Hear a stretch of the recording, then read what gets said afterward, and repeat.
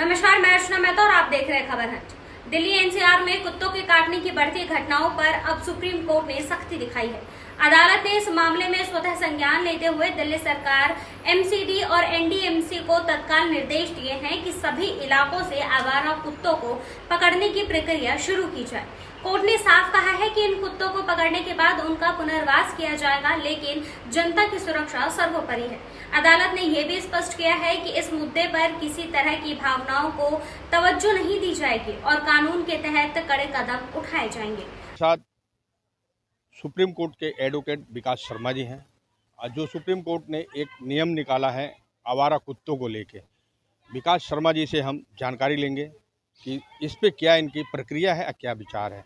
आइए हम बात करते हैं विकास शर्मा जी से। जी सर, नमस्कार भाइयों, मैं ये कहना चाहता हूँ पांडे जी, जैसा कि बताया है अभी सुप्रीम कोर्ट ने एक लेटेस्ट में जजमेंट पास किया है जो 11 अगस्त को किया है कि जो आवारा कुत्ते हैं उनको एक हम शेल्टर हाउस देंगे, ठीक है, और वहाँ उन्हें रखेंगे। अब मेरा ये कहना है कि इस तरीके का कार्य करना मेरे हिसाब से तो पूरी तरीके से गलत है, क्योंकि सरकार अगर ऐसे मुद्दों को उठा के और ऐसे सुप्रीम कोर्ट इतनी फालतू टाइम को काम करेगा तो मुझे लगता है कि पूरी तरीके से गलत है। और जहाँ तक कि सवाल ये उठाया गया कि आवारा कुत्तों को उठा के हम एक जगह शिफ्ट कर देंगे, कहाँ से शिफ्ट कर देंगे आप? क्या सुविधाएं आपने तैयार कर दी हैं?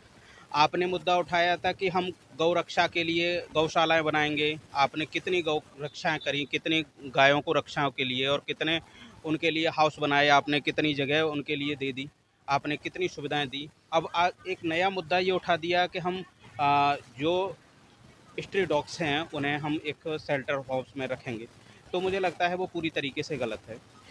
लोग ये कहते हैं कि इस तरीके की बहुत सारी घटना हो गई, रेबीज़ का या तरह तरह की बीमारियां बताते हैं, तो बीमारियां किस तरीके से नहीं हो रही हैं या किस तरीके से हत्याएं नहीं हो रही हैं? आप अपने बच्चों को, अपने परिवार के लोगों को आपने कभी ये तो सिखाया नहीं? भाई गांव देहात में मोस्टली ज़्यादातर घटनाएं जो होती हैं वो सिटी में नाइट में होती हैं। आप उनको उस तरीके से सुविधाएं करो ना जो सरकार कर सकती है। आप सिर्फ कुत्तों को एक मुद्दा बना के, एक बहाना बना के आप इस तरीके की बचकाना हरकत जिसे बोलते हैं करेंगे तो वो ठीक नहीं है मेरे हिसाब से। सर एक सवाल ये भी है मेरा कि आवारा कुत्ते, जैसे सुप्रीम कोर्ट ने बोला कि आवारा कुत्तों को हम एक सेंटर देंगे, क्या पूरे दिल्ली या पूरे हर जगह के आवारा कुत्ते पकड़े जा सकते हैं या उनको सेंटर मिल सकता है, उनको खान पान की सुविधा हो सकती है क्या? नहीं, कभी भी सुविधा नहीं हो पाएगी। ये सरकार सिर्फ, और जो सुप्रीम कोर्ट का भी अभी जजमेंट है वो पूरी तरीके से मेरे हिसाब से गलत है। इस तरीके से कभी भी कोई सुविधा नहीं मिल पाएगी। जब इसी तरीके से कुछ समय पहले ही एक पास किया गया था कि हम गायों के लिए उन्हें शेल्टर हाउस देंगे, उनके लिए पूरी सुविधाएं करेंगे। आपने कितनी सुविधाएं कर दी।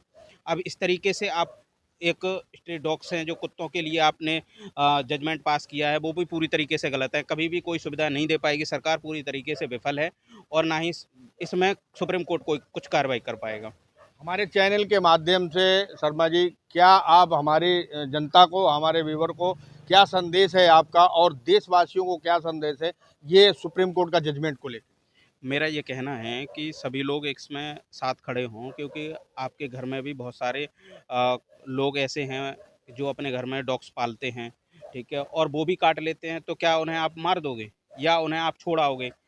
अरे आप उनका उपाय करो, उनके लिए दवाइयाँ हैं, बहुत सारे ट्रीटमेंट हैं, वो सारे कराओ आप।